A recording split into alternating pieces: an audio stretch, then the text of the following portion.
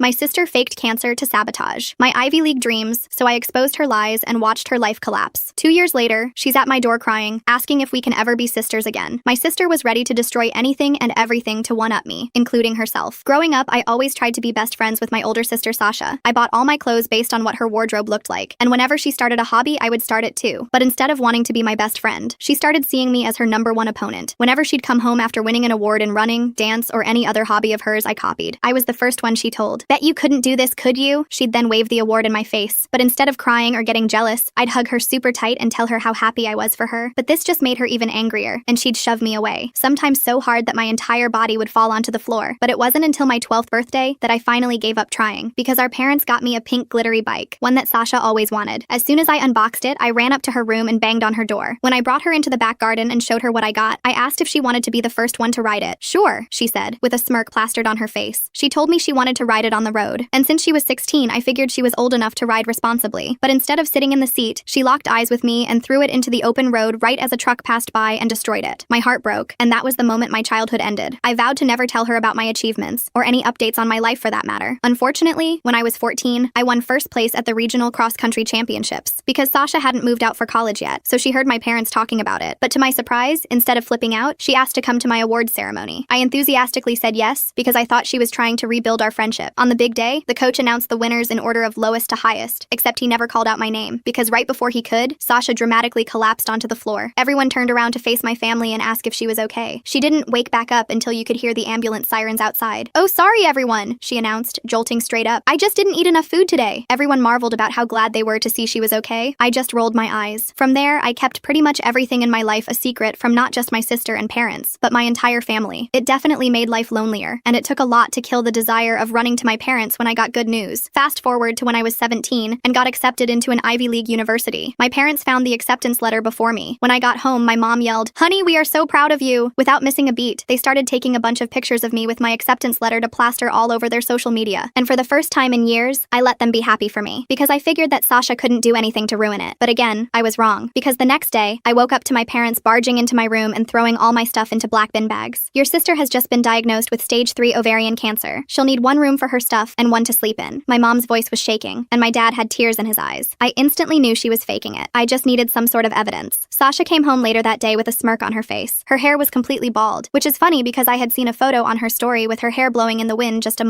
weeks back. Still, she lied down and slept, said the cancer was tiring her out. That night, I cooked her favorite meal, luring her into delusional security. After 2 weeks of me sleeping on the couch, Sasha hosted a party to commemorate her own bravery. She invited everyone we knew, including some girls from my class. Perfect. Halfway through, I tapped on my Fanta glass with a fork. "Sasha, make a speech! We're so proud of you!" She immediately recited a speech that I had heard her practice dozens of times in the bathroom mirror. She was halfway through her fake tears when I walked up to her and hugged her. And just as I was about to pull away, I peeled off the bald cap. Her blonde hair unraveled down to her waist. Sasha screamed. My mom gasped so hard I thought her lungs were about to shrivel up. While everyone processed what was going on, I turned on the TV on full volume. There, I broadcasted a clip I had captured of Sasha practicing her speech in the mirror when she thought no one was looking. And instead of finally facing up to her lies, she stormed out of the house and drove away. I went upstairs to my room and let my parents deal with saying goodbye to all the guests. The next morning, I woke up to my mom slapping me across the face. "How could you have embarrassed Sasha like that while she's battling with cancer?" I just stared at her, my cheek burning. My mom said Sasha told them I'd ripped out her hair extensions, that she'd spent thousands on realistic ones because she didn't want people to pity her for being bald. She didn't want to flaunt her wealth by admitting she could afford such expensive extensions. I couldn't believe my parents bought that story, but they did. They completely believed that their daughter with cancer had secret hair extensions that I cruelly exposed. Over the next few days, things got worse. Sasha came back with a stack of medical documents. She had appointment cards and test results and even a treatment schedule. I don't know how she faked them, but they looked real enough to convince my parents. The letterhead looked authentic and everything. Then she started telling them I was emotionally abusive, that I'd been bullying her about the cancer diagnosis. She said I was jealous of the attention she was getting and trying to make everything about my college acceptance. My parents scheduled an emergency therapy appointment for me. They told the therapist I was showing signs of narcissistic personality disorder and needed immediate help. The therapist seemed skeptical at first, but my parents were so convinced that she agreed to see me twice a week. Those sessions were brutal. I had to sit there while this woman asked me why I felt the need to hurt my sick sister. She wanted to explore my jealousy issues and my need for attention. I tried explaining that Sasha was lying, but that just made me look worse. The therapist would nod and write notes about my denial. Meanwhile, Sasha took over the house. She'd host these little gatherings where extended family would come visit the brave cancer patient. She'd make these subtle comments about how hard it was having an unsupportive sister. Nothing obvious enough to call out, but enough to poison everyone against me. I started documenting everything. Every time she slipped up or contradicted herself, I wrote it down. When she claimed to have chemo on Tuesday but posted selfies at the mall, I screenshotted everything. I was building a case, but I needed something concrete. One night, I came home late from school. I'd been working on a big project in the library. When I opened my laptop, the screen was cracked and it wouldn't turn on. All my schoolwork was gone. Years of essays and projects just destroyed. The keyboard was bent like someone had stepped on it. I found Sasha in the kitchen making tea. She smiled at me and said technology could be so unreliable. Then she asked if I'd backed up my college application materials. The way she said it made it clear she knew exactly what happened to my laptop. I spent the next week rebuilding everything from memory. I had to redo assignments and beg teachers for extensions. Some believed me, but others thought I was making excuses. My grades started slipping from the stress. At school, rumors started spreading that I was unstable. Someone told everyone I'd attacked my cancer-stricken sister at her own support party. People I'd known for years started avoiding me in the halls. My lunch table slowly emptied until I was eating alone. Then came the letter from my dream college. They'd received an anonymous tip about concerning behavior and wanted to discuss my acceptance. Someone had reported that I was bullying a family member with terminal illness. They needed to investigate before finalizing my enrollment. I knew it was Sasha, but I couldn't prove it. She'd been so careful to stay anonymous, but she made one mistake. She used specific phrases in the complaint that she'd used before. I recognized her writing style immediately. I decided to get creative with my evidence gathering. I bought tiny voice recorders and hid them around the house. I wanted to catch her admitting something when she thought no one was listening. I placed them behind picture frames, under tables, anywhere she might let her guard down. The recordings picked up more than I expected. Late at night, I'd hear Sasha on the phone laughing about how gullible our parents were. Her voice carried through the thin walls between our rooms, dripping with contempt as she described their worried faces. She'd brag to her friends about getting my room and ruining my college plans, punctuating each revelation with cruel giggles. Sometimes she'd even mimic our mother's concerned voice, exaggerating it until her friends cackled on the other end. I saved every single file to multiple cloud accounts, creating backup after backup with shaking hands. Each recording was labeled with the date and time, organized in folders that documented weeks of deception. But I needed someone who'd actually listen. My parents were too deep in denial, their eyes glazing over whenever I tried to bring up inconsistencies in Sasha's story. They'd change the subject or suddenly remember urgent errands whenever I mentioned her behavior. That's when I remembered Aunt Helen. She'd always been skeptical of Sasha even when we were kids, catching her in small lies at family gatherings. She was the only one who'd noticed when Sasha claimed to win a spelling bee at a school that didn't even have one. Helen lived 2 hours away, but maybe she'd help. I called her from a payphone at school since Sasha monitored my cell. The phone booth smelled like rust and old gum, tucked behind the gymnasium where no one would see me. The metal receiver felt cold against my ear as I fed quarters into the slot, my hands fumbling with the coins. Helen picked up on the third ring, her warm voice instantly making me feel safer. I told her everything as fast as I could, words tumbling over each other like water breaking through a dam. She stayed quiet for a long time, just breathing steadily on the other end, then said she'd suspected something was off when Sasha's cancer story kept changing. First it was lymphoma, then leukemia, then some rare form that kept shifting names. Helen agreed to come visit that weekend. She said she'd pretend it was just to support Sasha, but really she wanted to see the evidence I'd collected. Her voice had that determined edge I remembered from when she'd helped me with math homework years ago. Finally, someone believed me. I hung up feeling hopeful for the first time in weeks, the spring in my step drawing curious looks from passing students. That Friday, I got home to find my recordings were gone. Every single device had vanished from their hiding spots. The drawer under my desk was empty, dust outlines showing where the recorders had been. The box in my closet cleared out. Even the backup USB drives I'd hidden in an old shoe were missing. Sasha was sitting on the couch reading a magazine like nothing happened, her legs tucked underneath her. The magazine was one of those celebrity gossip rags, her fingers lazily turning pages. When I asked about them, she said she didn't know what I was talking about, not even glancing up from her reading. Her voice was innocent, practiced, like she'd rehearsed this moment. I still had the cloud backups, but now I was paranoid. That night, I changed all my passwords and set up two-factor authentication on everything. I even created dummy accounts with fake evidence in case she got into those too. My fingers flew across the keyboard as I built layer after layer of digital protection. I used password managers and security questions based on things only I would know, references to books Sasha had never read, and places she'd never been. Helen arrived Saturday morning with a casserole and a concerned expression. She wore her good pearls, the ones she saved for important occasions, and her gray hair was freshly styled. She hugged Sasha and told her how brave she was, her acting skills rivaling any performance I'd seen. Sasha ate it up, going on about her treatment and how hard everything was. She even managed to make her voice quaver at just the right moments. I watched from the kitchen, biting my tongue so hard I tasted copper. The casserole sat on the counter, still warm, smelling like childhood comfort I couldn't access. Later, Helen asked to see my room to help me reorganize since I'd given it up for Sasha. It was a clever excuse that wouldn't raise suspicion. Once we were alone, I showed her everything on my phone. The recordings, the screenshots, the timeline of lies I'd meticulously documented. Each piece of evidence was annotated with context and cross-references. Her face got darker with each piece of evidence, her jaw tightening as she listened to Sasha's cruel laughter. She had to sit down on my bed when she heard the part about Sasha planning to intercept my college acceptance letter. We spent an hour going through it all. Helen pointed out inconsistencies I'd missed, like how Sasha claimed to have chemo every Monday but was somehow never sick on Tuesdays, or how her medical documents all had the same watermark pattern, even though they were supposedly from different offices. She showed me how the fonts matched perfectly, the margins identical. logical. She even noticed the medical terminology was slightly off, like someone had researched terms online rather than copying from real documents. Her years working at a law firm handling medical malpractice cases had trained her eye for authentic medical paperwork. Helen said she'd talked to my parents, but we needed to be strategic. If we came on too strong, they'd get defensive and shut down completely. She'd seen it before with her own siblings, how confrontation could backfire when people were emotionally invested in a lie. She suggested waiting until dinner when everyone was relaxed. I agreed, even though waiting felt impossible, my stomach churning with anxiety. We spent the afternoon pretending everything was normal, helping Mom in the kitchen and listening to Dad's work stories. At dinner, Sasha was in full performance mode. She pushed food around her plate and sighed about how the treatment culled her appetite. She'd taken exactly 3 small bites of chicken, cutting them into tiny pieces for maximum effect. My mom immediately offered to make her something else, jumping up from the table. Dad rubbed her shoulder and said she was so strong, his voice thick with emotion. The dining room felt suffocating with all the manufactured sympathy. Helen started casual. She asked about Sasha's treatment plan and which hospital she was using. Her tone was conversational, like she was asking about the weather. Sasha gave vague answers about privacy and not wanting to burden everyone with details. Helen pushed a little more, mentioning she had a friend who was an oncologist who might help. She even pulled out her phone like she was ready to make the connection right there. Sasha's eye twitched, but she covered it by dabbing at fake tears. She said she appreciated the offer, but her team was handling everything. When Helen asked for the oncologist's name to send a thank you card, Sasha suddenly needed to use the bathroom, her chair scraping loudly against the floor. She walked slowly, playing up the weakness, one hand trailing along the wall for support. While she was gone, Helen looked at my parents. She asked if they'd actually gone to any appointments with Sasha. My mom admitted they hadn't because Sasha said she needed to be independent. She looked embarrassed, twisting her napkin in her lap. Dad added that Sasha was protecting them from the harsh reality, his hands folded tightly on the table. His knuckles were white with tension he didn't even realize he was carrying. Helen pulled out her phone and showed them my evidence. At first, they didn't want to look, turning their heads away like children avoiding vegetables. But Helen insisted, going through each recording and screenshot methodically. She had them organized in a presentation, professional and undeniable. My mom's face went white when she heard Sasha laughing about fooling them, her hand flying to her mouth. Dad's expression shifted from disbelief to horror to rage in the span of 30 seconds. Sasha came back to find us all staring at her. The silence was deafening, broken only by the tick of the grandfather clock in the hallway. She immediately started crying about how we were ganging up on a cancer patient. When that didn't work, she accused me of faking the recordings with AI. Then she said I'd drugged her to make her say those things, her lies becoming more desperate and wild. Each new excuse contradicted the last, a house of cards collapsing in real time. My dad stood up slowly, his chair creaking under the shift of weight. He asked her point blank if she had cancer. His voice had the same tone from when I was little and he'd caught me sneaking cookies. Sasha tried more tears, but he just repeated the question, his voice steady and firm. Finally, she exploded. She screamed that we all loved my achievements more than her, that I'd stolen her parents' attention with my stupid college acceptance. Spit flew from her mouth as years of resentment poured out. The truth came pouring out in a torrent. She admitted faking everything but said it was our fault for making her feel invisible. She'd spent years being the older sister, but I got all the praise for copying her. She said destroying my bike was the only time she felt powerful, her face contorting with years of suppressed rage. She even admitted to smaller things I'd never suspected, hiding my library books so I'd get fines, telling kids at school embarrassing lies about me, deleting my essays from the family computer. My mom started sobbing, deep wrenching sounds that shook her whole body. Dad had to sit back down like his legs gave out, gripping the edge of the table. The wood groaned under his grip. Helen recorded the whole confession on her phone just in case Sasha tried to deny it later. I felt numb watching my family fall apart, like I was floating above the scene. The untouched food on the table seemed absurd in the midst of such destruction. Sasha wasn't done though. She lunged at me, screaming that I'd ruined everything. Her nails caught my mom's arm when she tried to get between us. Blood ran down Mom's wrist, and that finally snapped everyone out of their shock. The red drops hit the white tablecloth, spreading like tiny roses. Mom stared at her arm like she couldn't comprehend what had happened. Dad grabbed Sasha and pulled her back. She was thrashing and screaming about how much she hated me, how I'd stolen her life by being born, how every achievement I had was just to make her look bad. Years of rage came out in one terrifying burst, her voice raw and primal. The neighbor's dog started barking, sensing the chaos through the walls. Helen called 911 while Dad held Sasha. She gave the address calmly, her legal training keeping her focused. The paramedics came for my mom's arm, but ended up taking Sasha too. She'd worked herself into such a state they were worried she might hurt herself. As they led her away, she kept screaming that this was all my fault, her voice echoing down our quiet street. Porch lights flickered on as neighbors peered through curtains. The house felt empty after that. Mom needed stitches and antibiotics. The doctor said the scratches were deep but would heal fine. They cleaned and bandaged her arm with gentle efficiency. Dad drove her home in silence, the only sound the hum of the car engine. None of us knew what to say. The hospital bracelet on Mom's wrist caught the streetlights as we pulled into our driveway. That night, my parents sat me down to apologize. They said they'd been so shocked by the cancer story they never questioned it. They'd wanted to support their sick daughter and ended up enabling her lies. Mom cried when she talked about slapping me, touching her hand to my cheek gently. The gesture was so different from that day, tender and full of regret. I told them about all the things Sasha had done over the years, not to hurt them, but so they'd understand this wasn't new. They were horrified to learn about the birthday bike and the awards ceremony. They'd had no idea how long this had been going on. Each revelation often hitting them like a physical blow. Dad kept shaking his head, muttering about signs he'd missed. We agreed Sasha needed professional help, real therapy, not the kind they'd forced on me. Dad called around and found a place that specialized in personality disorders. They had an opening the next week if Sasha agreed to go. He spent hours on the phone, his notebook filling with names and numbers, insurance coverage, treatment approaches, success rates. He researched like his life depended on it. Meanwhile, I had to fix my life. The college was still investigating the anonymous complaint. I sent them the recording of Sasha's confession along with a letter from Helen explaining the situation. I included the therapy notes showing I was the victim, not the bully. Each document felt like a piece of my dignity being restored. The admissions officer called personally to apologize for the confusion. School was harder to fix. Rumors don't die easily, especially in a small high school where gossip is currency. Some people believed me when I explained, but others thought I was making excuses. I focused on my real friends and ignored the whispers in the hallway. It hurt, but I'd survived worse. My AP teachers were especially supportive, having seen my dedication firsthand. My teachers were more understanding. When I explained about the laptop and showed them the police report Dad filed, they gave me extensions. I spent weeks catching up on assignments, my desk lamp burning late into the night. My grades slowly recovered, but it was exhausting. Each test and paper a mountain to climb. Coffee became my best friend, and the library staff knew me by name. Sasha came home after 3 days of observation. She was required to attend therapy twice a week. The therapist said she showed signs of narcissistic personality disorder with antisocial features. It would take years of work to address, she warned us, setting realistic expectations. She gave us pamphlets about family dynamics and enabling behaviors. She moved back into her old room without apology. We avoided each other completely, creating invisible barriers in our shared spaces. When we passed in the hall, she'd look through me like I wasn't there. I was fine with that. I'd given up on having a sister years ago. The house felt like it was split in two, separate worlds existing under one roof. But she wasn't done trying to hurt me. I caught her in my room one day going through my college paperwork. When I confronted her, she said she was just borrowing a pen. But I noticed my acceptance letter was crumpled like she'd been squeezing it. The official seal wrinkled beyond repair. The violation of my space made my skin crawl. I installed a lock on my door that night. My parents didn't object, understanding the necessity without me having to explain. They knew we needed boundaries while Sasha worked through her issues. Mom even helped me pick out a sturdy deadbolt from the hardware store, testing each one for strength. The click of that lock became the sound of safety. The next few months were tense. Sasha would have good days where she seemed almost normal, laughing at TV shows and helping with dishes. Then she'd have setbacks where the anger came back. Her therapist warned us recovery wasn't linear. We had to be patient but also protect ourselves. Family dinners became exercises in careful navigation. I started keeping anything important in a safe. My laptop, documents, even sentimental items went in there each night. It felt extreme, but I couldn't risk another sabotage attempt. The safe gave me peace of mind to focus on school. The combination was my birthday, a date Sasha had always resented. Even choosing those numbers felt like reclaiming something. College finally confirmed they were keeping my acceptance. The admissions board said they understood the situation and appreciated my honesty. They even offered resources for dealing with family trauma. I cried reading that email, relief washing over me in waves. My future was secure again, the path forward clear. Prom season arrived and I let myself get excited. I'd found a beautiful dress on sale and my friend Erin asked me to go as friends. It felt good to have something normal to look forward to. I even caught myself humming while doing homework, old happiness creeping back in. The dress hung in my closet like a promise of one perfect night. The night of prom, I was doing my makeup when I heard a crash. My dress was on the floor, covered in what looked like bleach. The fabric was ruined, huge white splotches all over the blue material. Sasha's bathroom door clicked shut down the hall. The chemical smell burned my nose. I stood there in my slip, staring at the destroyed dress, feeling all the excitement drain away. I wanted to scream, but instead I called Helen. She drove over with her daughter's old prom dress. It was green instead of blue, but it fit perfectly. Helen did my hair while I tried not to cry. She said I looked beautiful and meant it, her hands gentle as she pinned each curl. She even had matching jewelry in her purse, like she'd known I'd need rescuing. At prom, nobody cared that my dress was different than planned. Erin and I danced until our feet hurt. For a few hours, I forgot about Sasha and the chaos at home. I just got to be a normal teenager celebrating with friends. The gym was transformed with twinkling lights and silver streamers. We took dozens of photos, genuine smiles replacing the forced ones from family portraits. When I got home, Sasha was in the living room. She looked at the green dress and her face fell. I realized she'd been waiting to see me cry about the ruined dress. When I smiled and said I had an amazing night, she stormed off to her room, her disappointment palpable. For once, her plan to hurt me had failed completely. The next week, her therapist called a family meeting. She said Sasha had admitted to the dress incident and several other acts of sabotage. The therapist recommended a more intensive program, maybe residential treatment where Sasha could focus on healing without triggers. She explained that the current approach wasn't working fast enough. My parents were torn. They wanted to help Sasha but worried about sending her away. The therapist explained that sometimes distance was necessary for everyone to heal. She gave them brochures for several programs that specialized in personality disorders, glossy pages filled with promises of recovery. Each facility had testimonials from families who'd found peace through separation. That night, I heard my parents arguing. Mom wanted to try the residential program, but Dad thought they'd failed Sasha by not catching this earlier. They went back and forth about whose fault it was. I put on headphones and tried to focus on homework, calculus problems blurring through my tears. Their raised voices penetrated even through my music. Sasha must have heard them too because the next day she announced she'd go to treatment. She said she was tired of being angry all the time. For the first time in years, she looked genuinely genuinely exhausted instead of plotting something. Dark circles shadowed her eyes. The fight seemed to have gone out of her, replaced by something hollow. We drove her to the facility the following Monday. It was 3 hours away, surrounded by mountains and gardens. The staff seemed kind but firm. They explained the program would last at least 6 months with family therapy sessions once a month. The building looked more like a retreat than a hospital. Other families were saying goodbyes in the parking lot, each carrying their own heavy stories. Sasha hugged our parents goodbye but ignored me. I was okay with that. I didn't need a tearful reconciliation. I just needed her to get help and leave me alone. As we drove away, I felt lighter than I had in years, watching the facility disappear in the rearview mirror. The mountains looked peaceful, like they could hold all our family's pain and transform it. The house was peaceful without her. I moved back into my room properly, spreading out my things without fear. My parents and I had quiet dinners where we actually talked. Mom started asking about my day again, genuinely interested in my answers. We even played board games some nights, rediscovering how to be a family of 3. I threw myself into senior year activities. I joined the yearbook committee and started tutoring underclassmen in math. My college acceptance was secure and I could finally enjoy high school. Friends started hanging out again once the drama died down. My calendar filled with normal teenage activities. Study groups, movie nights, college planning sessions. Life became wonderfully ordinary. The first family therapy session was rough. Sasha had to acknowledge the harm she'd caused. She read from a list, monotone and clearly unhappy about it. But the therapist said admitting wrongdoing was the first step, even if she didn't feel it yet. The room smelled like lavender and felt too small. We sat in a circle, the distance between us measured in more than feet. We went once a month as required. Sometimes Sasha participated and sometimes she just glared. The therapist worked with all of us on boundaries and communication. My parents had to admit they'd enabled her behavior by not addressing it earlier. Each session peeled back layers of family dysfunction. Mom cried a lot. Dad learned to express emotions beyond anger. I learned to speak up for myself without guilt. I started seeing my own therapist to process everything. She helped me understand that Sasha's problems weren't my fault, that wanting a sister wasn't what caused this. It took months to really believe that, but eventually I did. Her office became a safe space where I could finally exhale. We worked through years of suppressed fear and confusion. Senior year flew by in a blur of activities and milestones. I got into National Honor Society and won a scholarship for my essay about overcoming family challenges. My parents came to every ceremony, beaming with pride. They'd learned to celebrate my achievements without guilt. The auditorium lights felt warm on my face as I accepted each award. Each accomplishment was mine alone, no longer shadowed by Sasha's jealousy. Sasha slowly improved in treatment. Her letters home became less angry and more reflective. She started taking responsibility without blaming others. The therapist said she was making real progress, but warned us not to expect miracles. Recovery would be a lifelong journey, not a destination. But for the first time in my life, I had hope that maybe someday I'd have the sister I'd always wanted, even if that day was still far away. Graduation day arrived faster than expected. I woke up early to iron my cap and gown, the fabric crisp under the hot metal. My parents were already in the kitchen making my favorite breakfast, pancakes with strawberries, just like when I was little. Dad kept taking photos of everything, even my half-eaten breakfast. Mom fussed with my hair until I gently pushed her hands away. The ceremony was at 10, but we left at 8 because Dad wanted good seats. The high school parking lot was already filling up with families carrying flowers and balloons. I found my friends near the gym entrance and we took about 100 selfies. Everyone kept saying we looked so grown up in our caps and gowns. During the ceremony, I spotted my parents in the 3rd row. Mom was already crying and we hadn't even started yet. Helen sat next to them with her camera ready. When they called my name for the scholarship award, Dad whooped so loud everyone turned to look. I didn't even feel embarrassed, just proud. After getting my diploma, I found them in the crowd. Group hug turned into more crying from Mom. Helen handed me a card with a check inside for college expenses. I tried to give it back, but she insisted, said it was an investment in my future. Dad took more photos until my face hurt from smiling. We went to lunch at my favorite restaurant. Halfway through appetizers, Mom's phone rang. It was the treatment facility. Sasha wanted to talk to me. I hadn't heard her voice in 2 months. My parents looked at me expectantly but didn't push. I took the phone outside where it was quieter. She said congratulations on graduating. Her voice sounded different, calmer maybe, less sharp around the edges. She asked about my college plans and actually listened to the answer. When I told her about the scholarship, she said good job. Not sarcastically either, just genuine. The conversation lasted 5 minutes but felt significant. Summer passed in a blur of preparation. College shopping with Mom, who bought way too many shower caddies. Dad teaching me basic car maintenance in the driveway. Oil changes, tire pressure, jump-starting batteries. He made me practice everything twice. Helen threw me a going-away party with all my favorite foods. The treatment facility called about a special family session before I left for school. They said Sasha had something important to share. We drove up on a Saturday. The mountains green with summer growth. The building looked less intimidating now. Families sat in the garden areas talking quietly. In the session room, Sasha looked healthier. She'd gained weight and her skin had color again. She read from a paper, hands shaking slightly. It was an apology, a real one. She went through specific incidents and acknowledged how they hurt me. The bike, the laptop, the dress, each memory carefully examined. She said she'd been diagnosed with narcissistic personality disorder and borderline traits. That wasn't an excuse, but an explanation. She was learning to manage her emotions without hurting others. The therapist nodded encouragingly as she spoke. When she finished, we all sat in silence for a moment. I didn't forgive her. Not yet. But I thanked her for the apology and said I hoped treatment kept helping. That was all I could give right then. The therapist said that was perfectly okay. Forgiveness couldn't be forced or rushed. Everyone had their own timeline for healing. We had lunch at a nearby cafe. Sasha came with supervision from a staff member. She ordered soup and actually ate it. We talked talked about safe topics like movies and weather. When she asked about my roommate assignment, I showed her the email. She said the girl seemed nice based on her Facebook profile. The drive home was quiet. My parents kept exchanging looks in the front seat. Finally, Mom said they were proud of how I handled myself, that I'd shown maturity beyond my years. Dad added that I didn't owe Sasha anything. My feelings were valid, whatever they were. 2 weeks before college, I was packing when I found something strange. A small wrapped box in my desk drawer. Inside was a necklace with my birthstone. The receipt showed Sasha had ordered it from the treatment facility's craft program. A tiny note said, "For your new beginning." I stared at it for a long time. I didn't wear it, but I did pack it. Maybe someday I would, maybe not. But the gesture meant something even if I wasn't ready to accept it fully. I wrapped it carefully in tissue paper and tucked it into my jewelry box. Progress came in small steps. Move-in day was chaos. Dad insisted on carrying everything himself until his back started hurting. Mom reorganized my dorm room 3 times. My roommate Kimberly and her parents watched with amusement. By evening, our room looked like a Bed Bath & Beyond exploded, but it felt like home. Saying goodbye was harder than expected. Mom ugly cried in the parking lot. Dad kept clearing his throat and checking the car tires. I promised to call every week and text daily. Helen had already sent a care package that arrived before I did. Cookies and tea and a note saying she was proud. College was everything I'd hoped for. Hard classes, but interesting ones. Late-night study sessions fueled by pizza. My roommate became a close friend after we bonded over terrible dining hall food. I joined the running club and made more friends. No one knew about my family drama, and that felt like freedom. The first family therapy session I missed felt weird. Mom called afterward to fill me in. Sasha was doing well, taking responsibility without prompting. She'd started helping younger residents with their initial adjustments. The therapist called it significant progress. I was glad but also relieved to be far away. I came home for Thanksgiving break. The house felt different, calmer. My parents had redecorated some rooms and started hosting game nights with friends. They looked happier, lighter, like they'd been holding their breath for years and finally exhaled. Mom cooked enough food for 20 people. Sasha was allowed a supervised home visit for Thanksgiving dinner. She looked nervous walking through the door. We all sat at the table like strangers pretending to be family, but gradually conversation started. She asked about my classes and seemed genuinely interested in my biology major. No competitive comments or put-downs. After dinner, she helped clear plates without being asked. When Mom brought out pie, Sasha asked if she could say something. She thanked us for not giving up on her, said she knew she'd put us through hell, that she was committed to being better even though it was hard work. Dad reached over and squeezed her hand. She went back to treatment that night, but the visit felt like progress. I didn't hug her goodbye, but I did wave from the porch. Small steps. The therapist had said healing wasn't linear. There would be good days and bad days, but at least we were moving forward. Winter break brought more changes. Sasha completed the first phase of treatment and moved to a transitional housing program. She got a part-time job at a bookstore, started taking community college classes online. The structure seemed to help her. She had to follow rules and meet expectations. We had another family session where the therapist talked about reintegration. Sasha wouldn't move home right away, maybe not ever, but she could visit more often, have dinner once a week, attend family events with notice. Everyone needed boundaries to feel safe. The therapist helped us write them down. I went back to college feeling cautiously optimistic. My parents visited for Parents' Weekend and met all my friends. Mom embarrassed me by taking photos of everything, including my messy dorm room. Dad wore my college sweatshirt everywhere. They looked happy, really happy, not forcing it anymore. Spring semester flew by. I made Dean's List and got invited to join the honors program. My parents framed the letter. Helen sent congratulations flowers. Even Sasha texted saying she was proud. Each achievement felt fully mine now. No shadow hanging over it. No fear of retaliation. I came home for spring break to find Sasha had visited several times. My parents said dinners were going well. She was taking accountability in therapy and working on emotional regulation. The bookstore manager liked her work ethic. Small victories, but victories nonetheless. Mom kept her voice neutral when sharing updates. We had dinner together that Wednesday. Sasha asked about my summer plans and I told her about my research internship. She said that sounded impressive and asked questions about the project. Real questions, not looking for weaknesses to exploit. When I mentioned being nervous, she said I'd do great. The meal ended without drama. She helped load the dishwasher and thanked Mom for cooking, said goodbye without making it weird. After she left, my parents looked at me expectantly. I said it was fine, and it was. Not great, but not terrible. Just fine. Sometimes fine was enough. Summer brought more stability. I threw myself into research and loved every minute. My parents visited the lab and tried to understand my project about protein folding. Sasha continued therapy and kept her job. We had family dinners every other week. Conversation got easier with practice. One night she asked if we could talk privately. We sat on the back porch like we used to as kids. She said she knew she'd stolen years from me, that she couldn't give them back but wanted to do better going forward. I told her I appreciated that, but trust would take time, maybe forever. She said she understood. Before sophomore year started, we had a final family session. The therapist said Sasha had made remarkable progress but would need ongoing support. She'd learned to recognize her triggers and manage reactions. The personality disorder would always be there, but she could control how it affected others. Everyone had worked hard to get here. I went back to college feeling settled. My family wasn't perfect, but it was healing. Sasha texted occasionally with normal stuff, songs she liked or books she'd read. I responded when I felt like it. No pressure either way. We were finding a new rhythm that worked for everyone. Sophomore year brought new challenges and opportunities. I declared my major officially and started research with a professor. My parents called weekly with updates. Sasha was taking more classes and doing well. She'd made some friends in her therapy group. Baby steps toward a normal life. When I came home for winter break, Sasha had her own apartment, a studio near the bookstore. She invited us over for dinner and actually cooked. The pasta pasta was overcooked, but no one complained. She showed us her space with obvious pride. Everything neat and organized. A fresh start made visible. We exchanged Christmas presents awkwardly. She got me a gift card to my favorite store. Safe and practical. I got her a journal for therapy work. Also safe, but we were trying. That counted for something. Mom took photos of us sitting on the couch. Not quite comfortable, but not hostile either. The rest of break passed peacefully. Family dinners happened without incident. Sasha came to my high school friend's party and behaved normally. She even laughed at Aaron's terrible jokes. When someone asked about our relationship, we both said it was complicated but improving. That felt honest. I helped her move some furniture one afternoon, just the two of us in her apartment. She put on music and we worked without much talking. When we finished, she made tea and we sat on her new couch. She said she was grateful I was giving her a chance, that she knew she didn't deserve it but appreciated it anyway. I told her about my college friends and classes. She listened without interrupting or comparing. When I mentioned struggling with organic chemistry, she offered to help. Turns out she'd taken it at community college and done well. We spent an hour going over my notes. She was patient and explained things clearly. That night, I told my parents about the tutoring. They exchanged surprised looks. Mom said that was wonderful. Dad reminded me to maintain boundaries. I said I knew, but maybe boundaries could shift slowly, include more space for connection if everyone stayed healthy. The therapist had said flexibility was important. Spring semester started with new energy. Sasha and I texted about chemistry homework. She sent helpful videos and practice problems. My grade improved from a C to a B+.